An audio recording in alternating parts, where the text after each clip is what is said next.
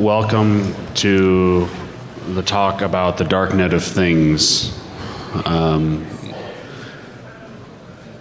everybody see the slides okay? Everybody read them? Cool. All right.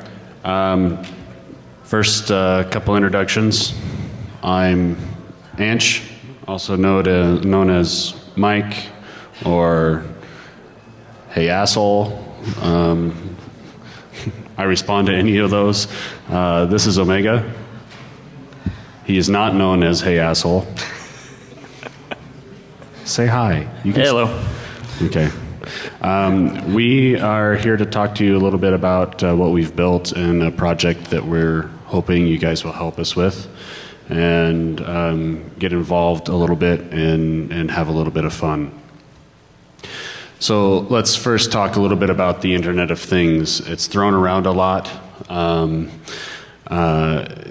You know, people think that connecting your fridge to the internet is a really great idea. Only if you want your temperature controlled by hackers. That should be fun. We're not talking about your fridge here. When we talk about things, we're talking about a network of things, not things on the internet. Okay? There's a huge difference. I'm not going to take my garage door and attach it to the internet and call it the Internet of Things.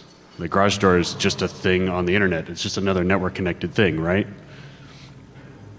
So what we're talking about is actually building networks of things that do interact with one another, things that actually build their own networks and talk to one another and create a network of things. So let's talk a little bit about sensor networks and what they are. So we have a bunch of little disks up here. We'll talk a little bit more about what we built a little bit later. But basically what we have here is a small sensor network. And the sensor networks take information, they pass it to one another, and usually compute a little bit of the information and send stuff. Wow, really? Okay, anyway. Yeah, I'm going to have to talk louder, I guess. They send stuff back in order to be interpreted by a central node, and that central node is usually a part of the sensor network itself. That's what they're supposed to do. What they're usually used for are industrial controls, manufacturing, tracking of equipment, things like that. They're usually pretty small. As far as we can tell, some of the largest networks, sensor networks, independent sensor networks are around the 300, 400, 500 sensor stage, and then they break off into other networks. Oh,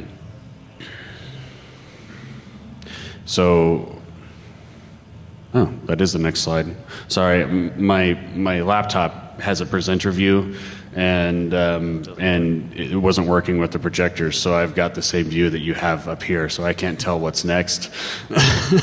So it's a little bit thing. It's a little bit fun thing. So there are several things with sensor networks. First off, Zigbee is a protocol, is a sensor network protocol that is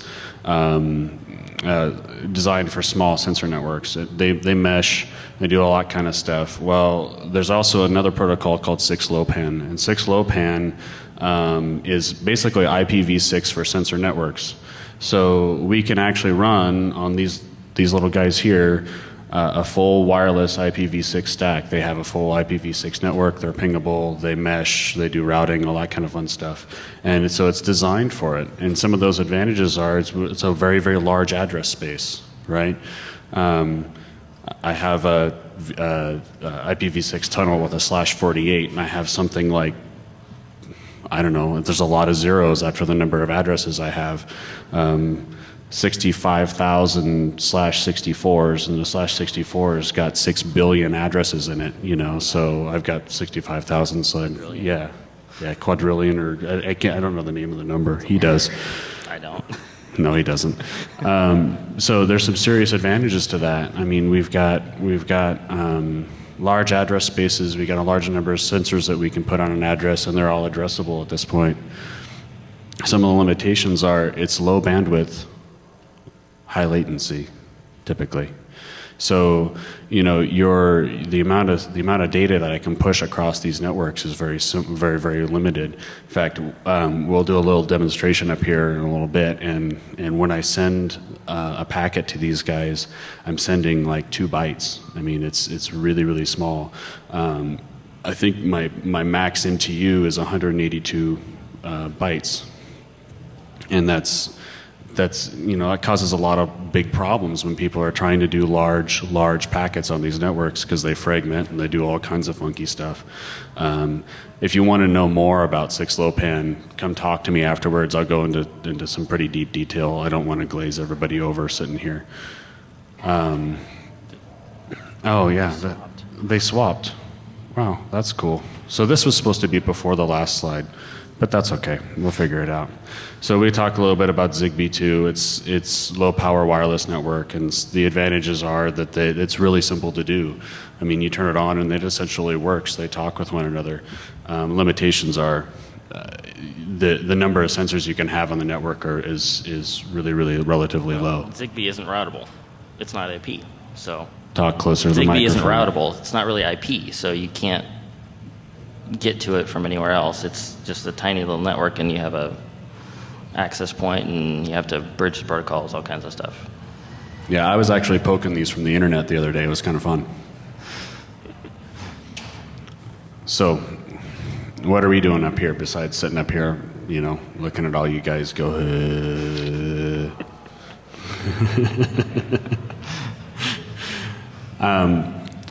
we developed a project, and it's a project for all of us as a community to work on. It's not something that we're trying to keep exclusive rights to or sell exclusive rights to or anything along those lines. We're trying to turn something up that we can all kind of have fun with, and we want to build a darknet of things. We want to take hardware hacking to the next level. Everybody here likes to hardware hack and all that kind of stuff. We got these really cool badges that Lost made this year. Everybody give a hand to Lost.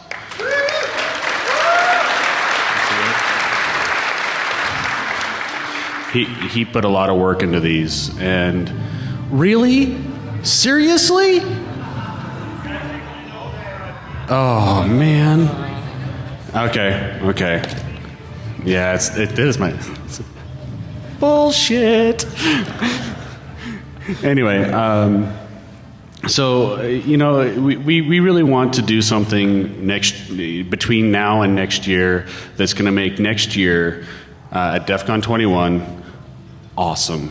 And so we want to build the largest free roaming sensor network in the world next year, and we want your guys' help. Okay?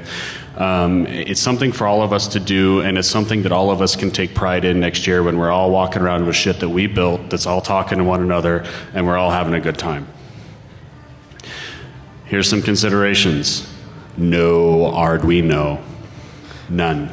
We're not building this on AVR. We're not going to build it so you can hack it with Arduino. We're not going to build it so it's easy to use. We want you guys to actually learn something and have a little bit of fun. Arduino is, quite frankly, very much overdone. And underdone. It's got some definite technical problems. The pinout is rather awkward. You'd think they could have made it much more normal, but they didn't. The software is it's okay. You can do some stuff with it, but it's common problem is you try and use a standard library, it's too slow, it doesn't have the right API, you write your own, and then you're stuck with the chip that you chose because the Arduino is changing chips about every rev. I've seen a lot of cool stuff, but I haven't even touched it personally. How many of you guys have an Arduino? Wow. Yeah, you fuckers already know it.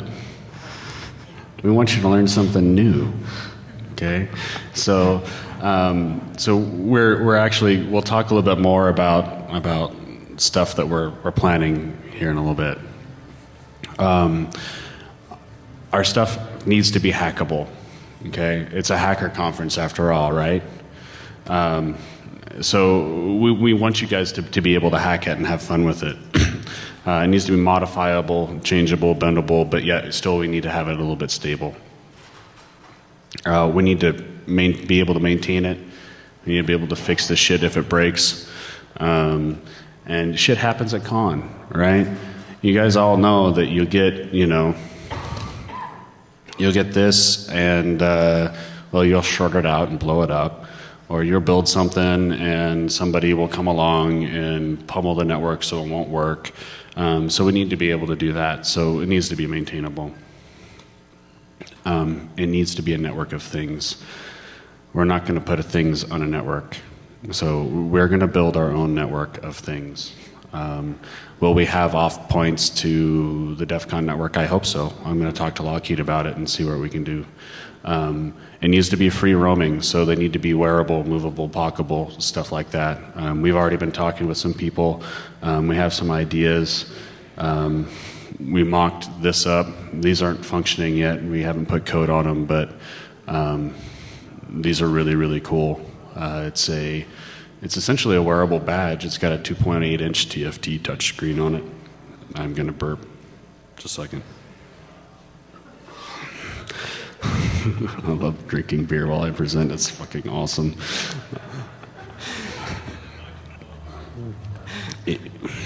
No, I'm not that gross.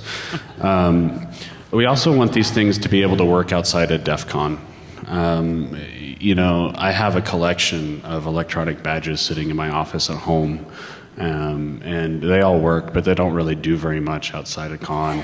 It's not like I put them on and I go prancing around the city wearing my DEFCON badge.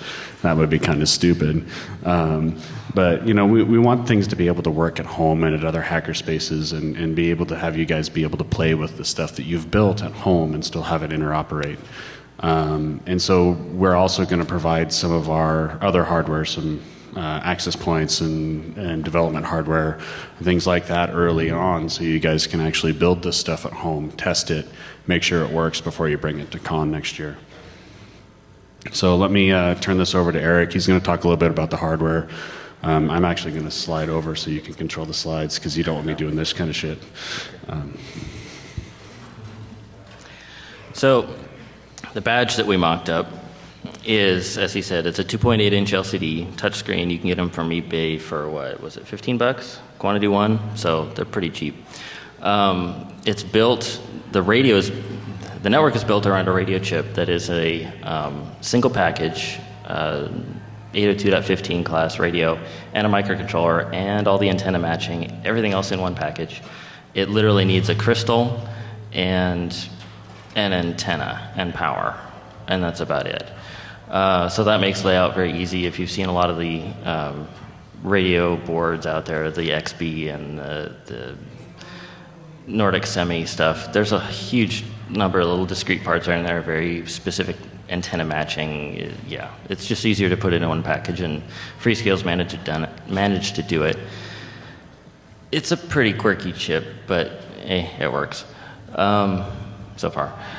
The rest of the badge consists of a fairly high-end LPC, was it 1778?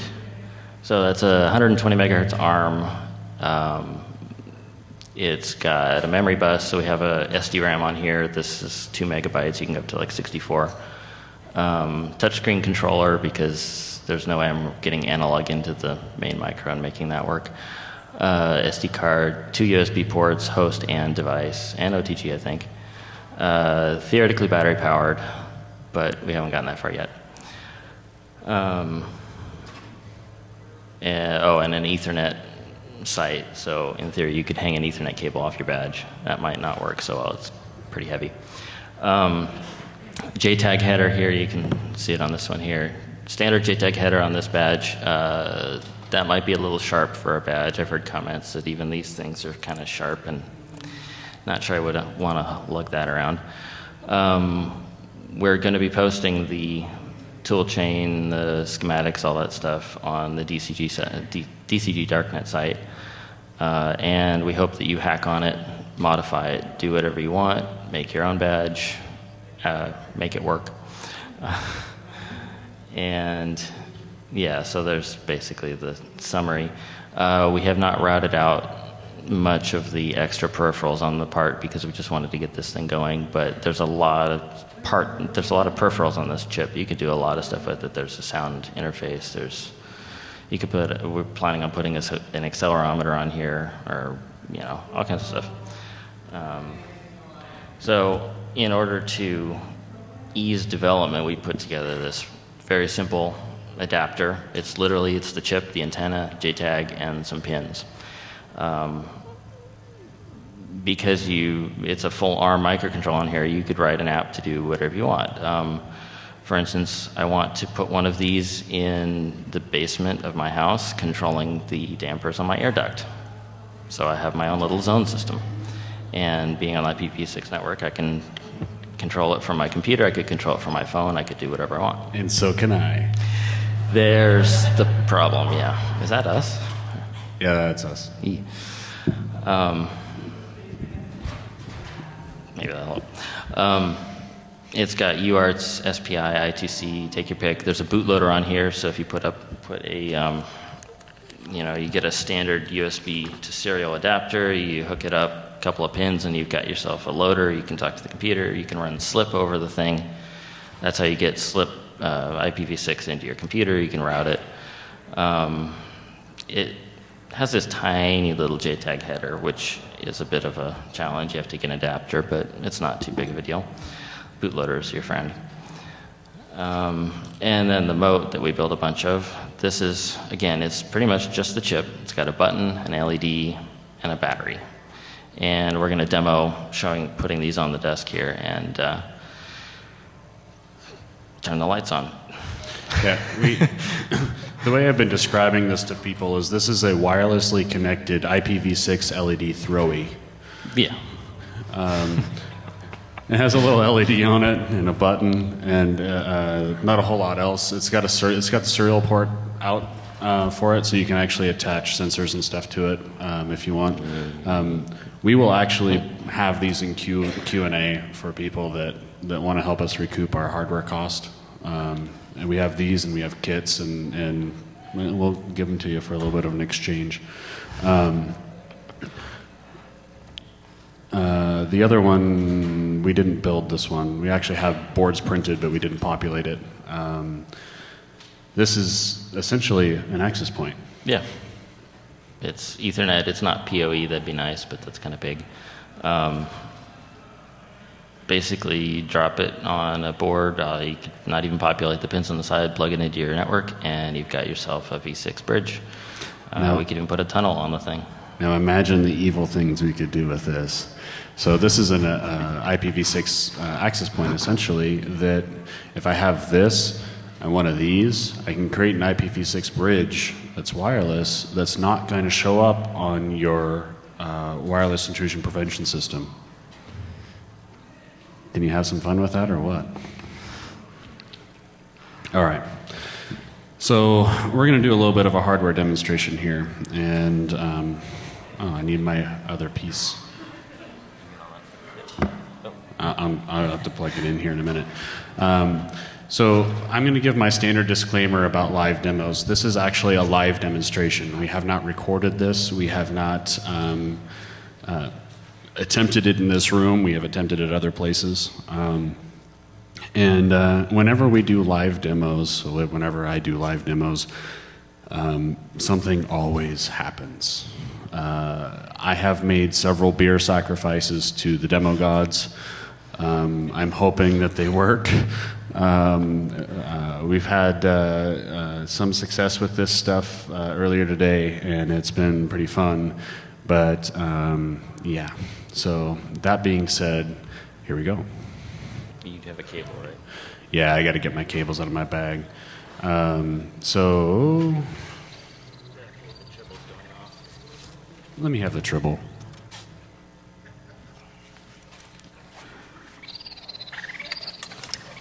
This is my friend Eddie Mize's Tribble, and I thought that was pretty funny. It's because it's in my pocket.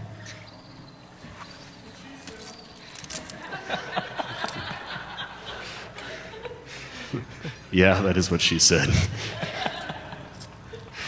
So basically what I'm going to build here, real quick, because I don't need the programming cable, I'm going to start a slip bridge between my laptop and one of the development boards we have mounted on a breadboard.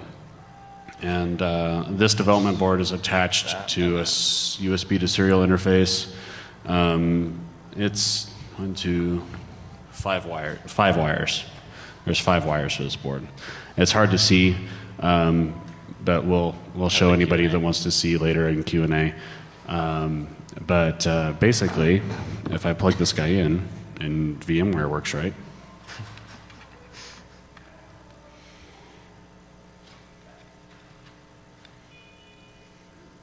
There we go. Okay. And fire up the... Oh. Everybody don't look. I'm entering my password. All right. So we have a IPv6 bridge here.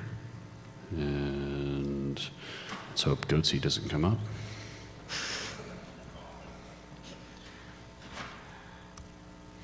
And we see that this guy is a border router. He has no neighbors and no routes.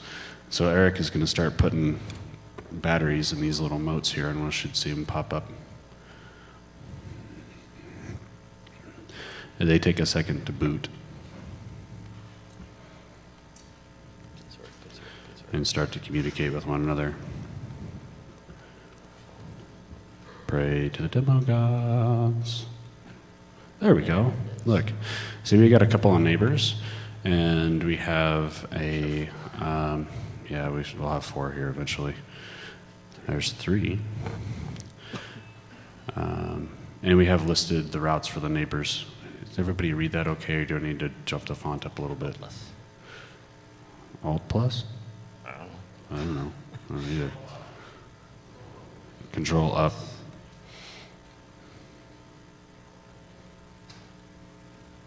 There's that better?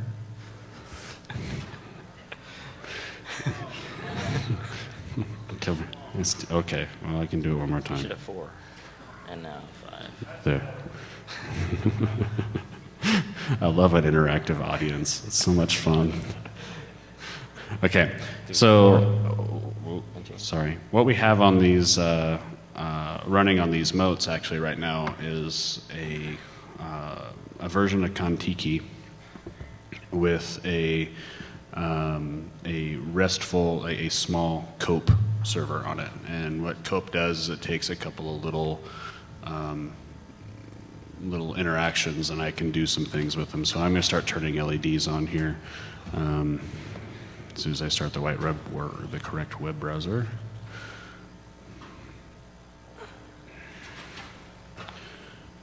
And we will copy this address. And we go here, and we'll go.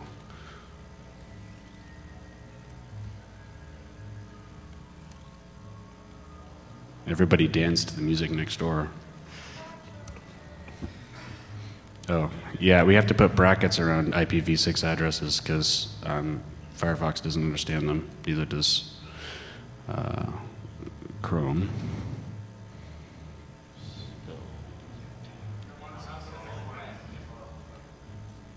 Say that again? Oh, I missed the last 4? Okay. Oh, I did miss the last 4, didn't I? Thank you for catching that, because I would have been up here scratching my head. Oh, fail.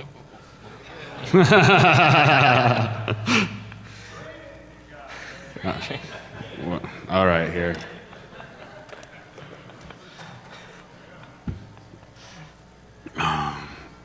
Notice that, there's an homage to my friends here. All right. As you drink, the presentations get harder.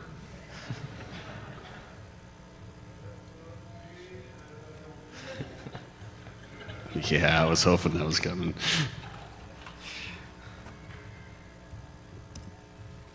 Okay, there we go. That's a little bit better. Okay, so what we got here is basically I've got a console to cope. And so I can discover this moat, and it tells me that all these things are available to me to either read as a sensor or use as an actuator. And what we want is the LEDs. So I'm going to put the color here, which I hope is red. The color is red. I'm going to tell it that I want to turn it on. And I'm going to put it. And I got content, and I got this one right here. It is.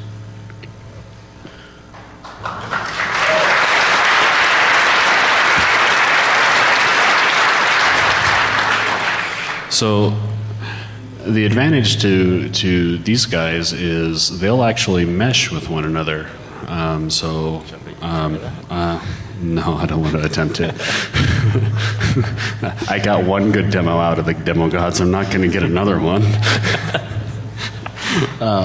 But they'll hop one another, and so we'll be able to read them going out. And so we can actually really have a whole lot of fun with these. We'll be around the next couple of days to have a whole bunch of fun, and we can help you have some fun with them. I have been told by Lost that there are actually power and ground headers on the badge, and so if you get a moat, we can actually put them on the badge and have them powered by the DEFCON badge and do some fun things with them this weekend. Okay. We don't have very many, unfortunately. They're kind of expensive to build. Anyway, so with that, I think I'm going to go back to the presentation because, Where are we? yeah, we've got about 20 minutes or so. So we're not doing too bad, but.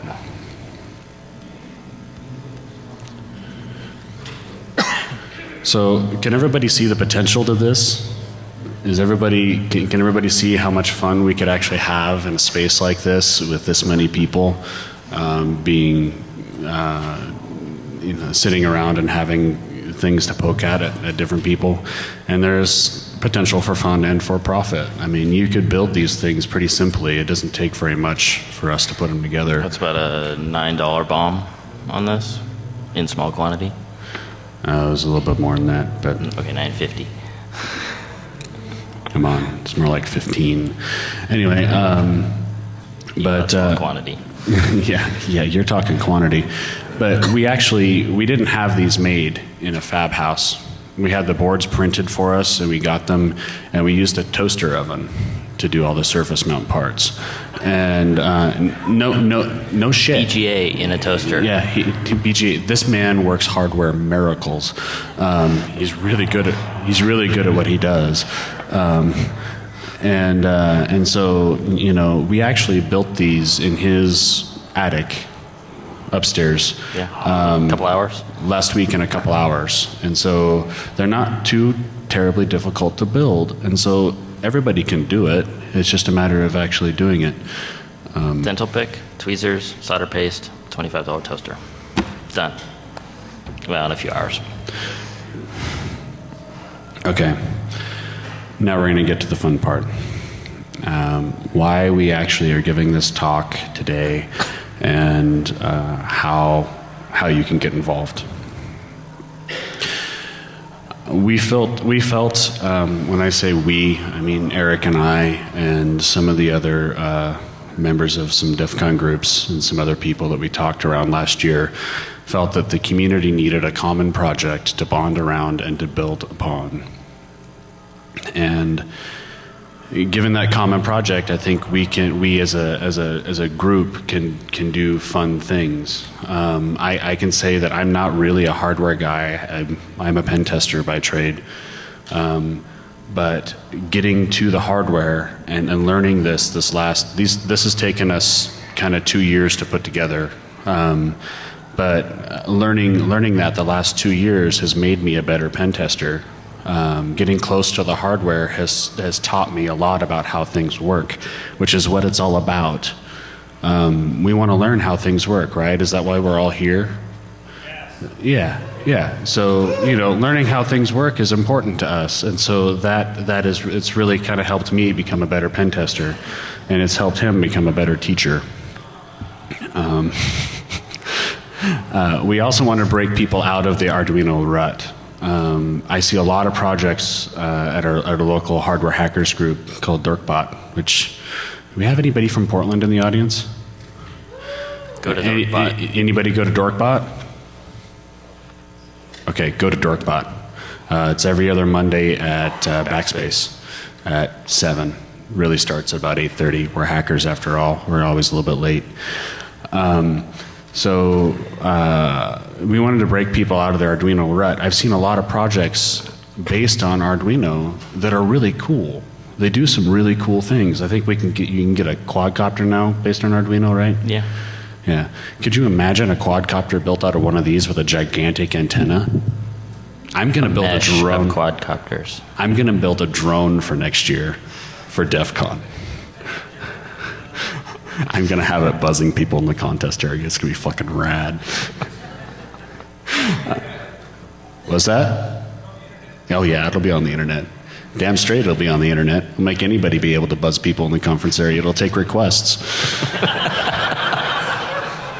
That pyro guy, I hate that fucker. No, I really don't. I really love him. He's like a brother to me, but anyway. We want to expose people to a new chip, a new set of chips, and something different to work on with different possibilities.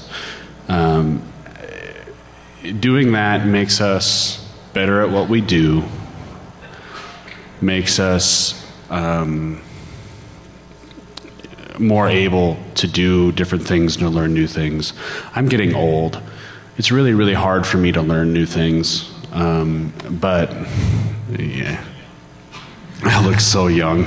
Yeah, that's bullshit. Bullshit. I don't look young. I feel old. Anyway, compared to all you guys out here that are like 22 and at Vegas getting drunk every night, I'm having trouble keeping up this year. Anyway, and we wanted something different and fun to work on. That's really what it's all about, is fun. Having fun, building something that we can as a community, as a whole community, we can take part in and have some pride in. So the goal of the Darknet of things, we're going to build fun things next year that operate as a Darknet of things. It's not going to be super accessible to the internet, because I don't want people fucking with it in Israel or China, or we're going to keep the APT out, okay?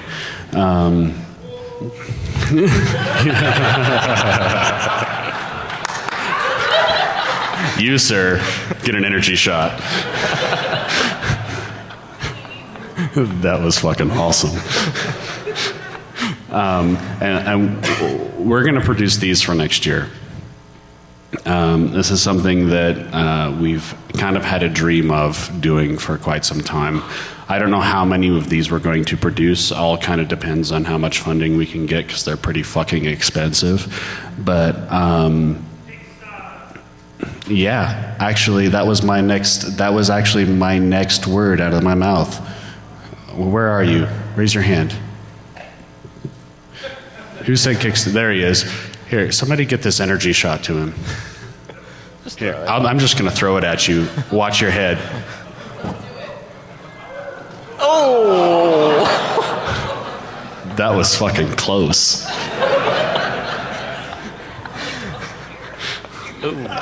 No, I don't throw beer. That's alcohol abuse.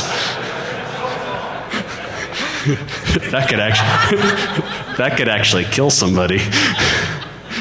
All right. So what we want to know is, what are you guys going to do?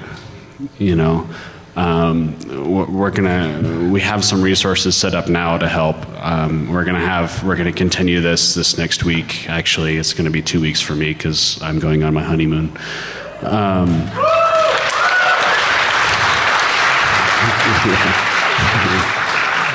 Yeah. Contrary to popular belief, there are girls at DEF CON. One of them's my wife, and she's fucking awesome. Anyway, the other one is his wife, and she's fucking awesome too. And so here's some more information. We've got DCG Darknet.net, and the website itself is IPv4 and IPv6, and you're able to get a hold of it, and you're able to go look at it. There's not a whole lot there. It's a WordPress blog. Don't hack my shit, please. Thank you very much. I realize it sucks, but it's, huh? I'm asking them nicely. Hackers are nice people. Yeah, I know. I'm sitting up here grinning my ass off because I'm hoping you're not going to hack my shit. Actually, it's pretty secure, so don't worry about it. Don't test that. Famous last words. I'm going to go shut it off right now. Actually, give me just a second. I'll shut it off right now. Dev.dcgdark.net. It's IPv6 only. So because this is, actually right now it's not IPv6 only, but it's going to be. The reason why I'm going to make this IPv6 only is we want you guys to actually have a working IPv6 network before you start to develop any of this hardware and get the code. That's the first step. Really, you need to have that in order to do any of this stuff anyway.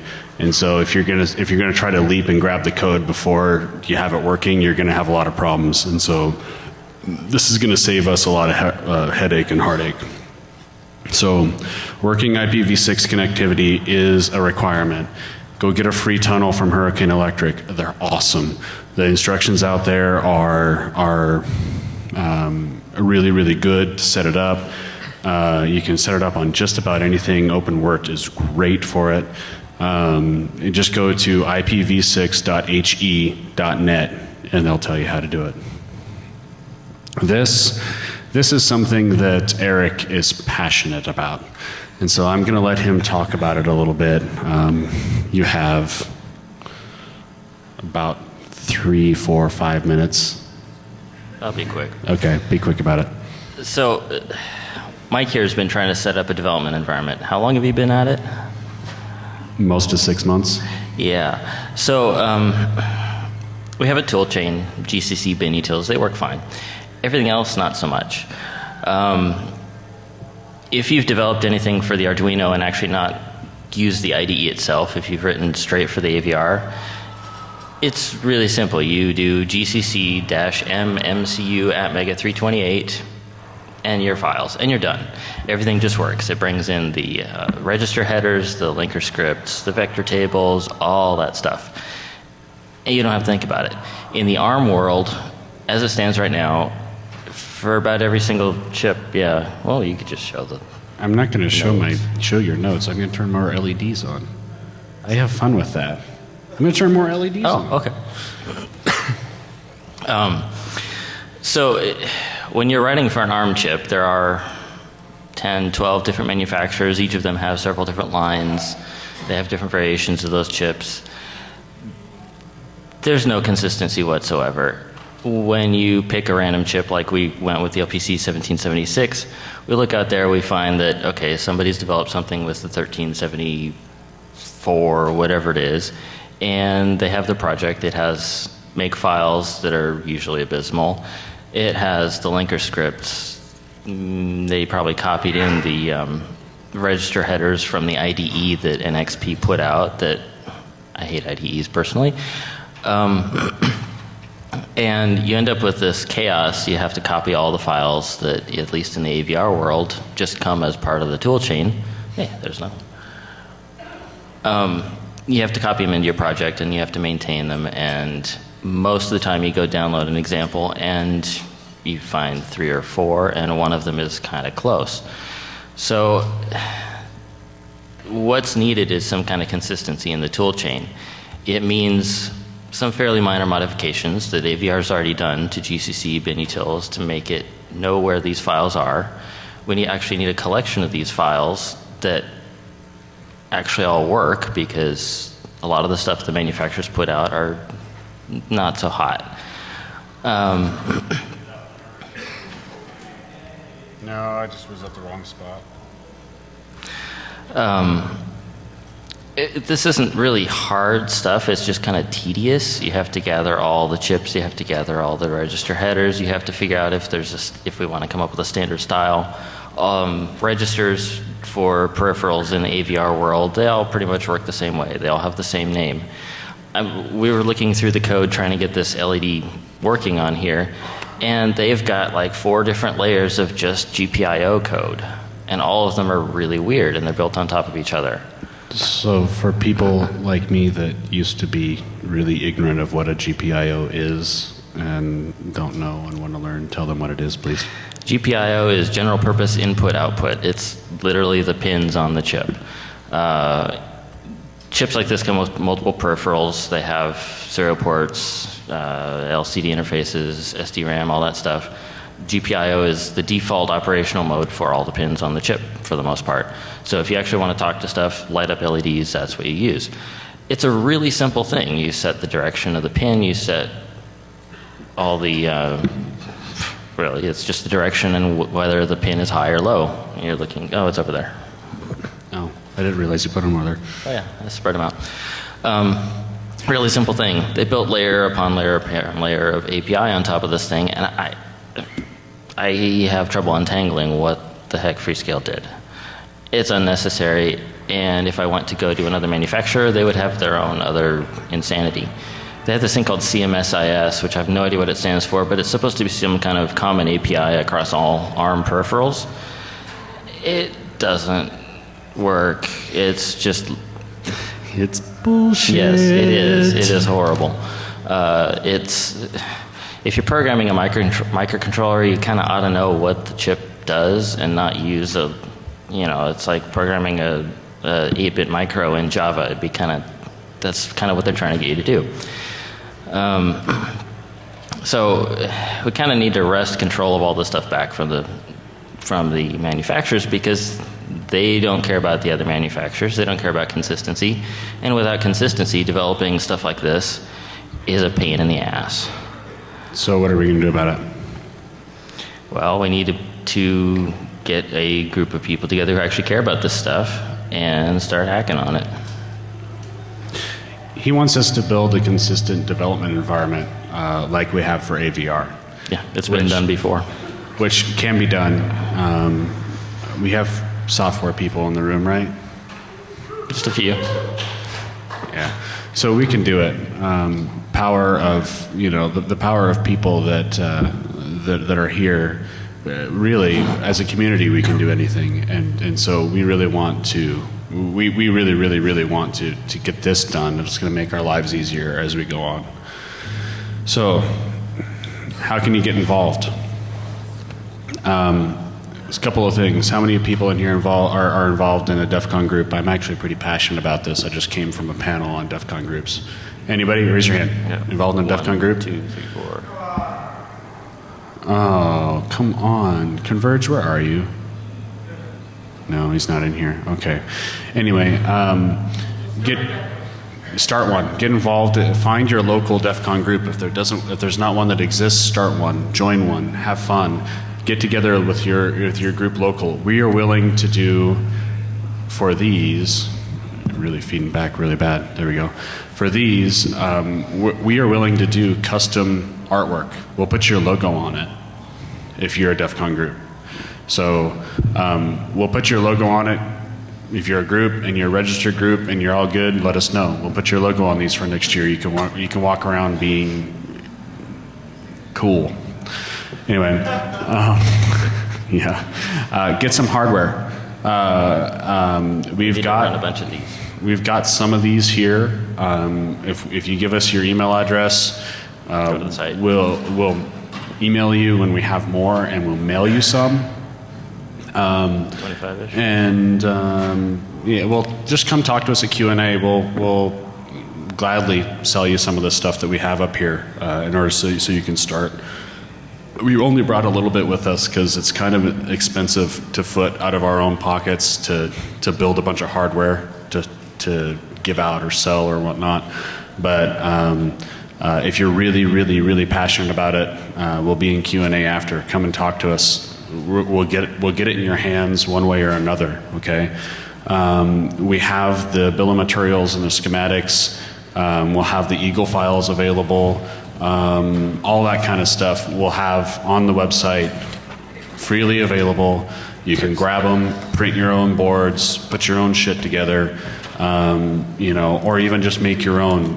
Be a part of this, be a part of the community, and have some fun with this. My last point here is learn, hack, have fun, and then teach. I always put teach at the end of things because we as a community, I think, keep a lot of our shit private, right? I don't want him to know that. I don't want him to know how I broke his password because I'm super uber elite. Bullshit. You're elite if you teach somebody else how to do it.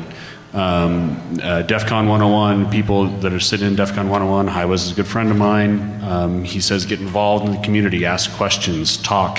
That goes both ways. If somebody comes up and asks you a question, don't look at them in their face and go, who the fuck are you? No, answer their question, have fun, teach them something, and they will teach you something back. None of us are great at everything we do. We have photos. We have them with us. Just come see them. Big thanks. I have a lot of people to thank here, especially our wives. They're sitting up here in front. They put up with our bullshit on a weekly basis, sometimes more than weekly. We actually do something together we call Hack Night, and so we get together and have some fun. Russ, is Russ in here? No. Russ and the DC 719 crew, Russ has given me a lot of ideas over time. And so we're actually developing something, talking about something for next year with all this stuff, which would be really fucking cool if we could pull it off. DC 503, you guys representing here, there's a few of us. You guys Dorkbot. And Dorkbot, of course, Dorkbot. Dorkbot is where the group order for these PCBs comes out of. Yeah, if these you want PCBs more, are cheap and fast. if you want more, come get it. You know, come ask us about it. We'll give you more information. And of course, your mom. We won't go into what we're thanking your mom for, but thanks.